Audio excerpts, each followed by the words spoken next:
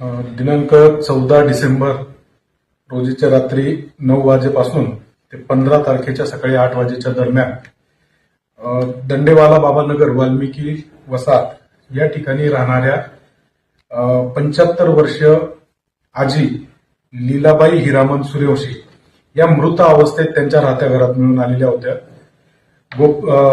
Police station येथे माहिती मिळाल्यानंतर त्या ठिकाणी तात्काळ मोहाडी पोलीस स्टेशन येथील सर्व अधिकारी स्टाफ, स्थानिक गुन्हे शाखा धुळे येथील अधिकारी व स्टाफ तसेच जिल्ह्याचे पोलीस अधीक्षक श्री धिवरे सर, अपर पोलीस अधीक्षक देवरे सर, सिटी डिव्हिजनचे डीवायएसपी राजकुमार उपासे व इतर अधिकारी कर्मचारी यांनी घटनास्थळी भेट दिली. त्या ठिकाणी फिंगरप्रिंट व फॉरेन्सिक ब्युरो हे व्हॅन सुद्धा त्या ठिकाणी पाचारण करण्यात आलेले होते. घटनास्थळावर मृत महिलेच्या जवळ एक मनगटात घालण्याचे घड्याळ दिसून आलेले होते.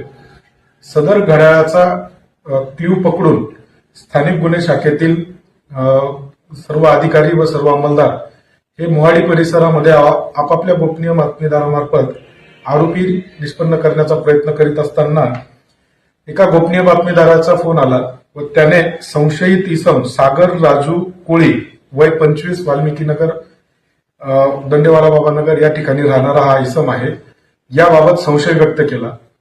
सदर इसमास त्याच्या घरी व त्याच्या नेहमीच्या थांबण्याच्या ठिकाणी तपासले असता तो त्या ठिकाणी मिळून आला नाही.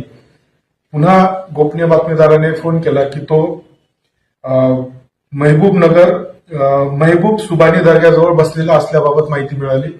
त्याला त्या ठिकाणाहून चौकशीसाठी ताब्यात घेतले, विश्वासात घेतले, परंतु सदर आरोपी घटनेबाबत कुठलीही माहिती देत नव्हता.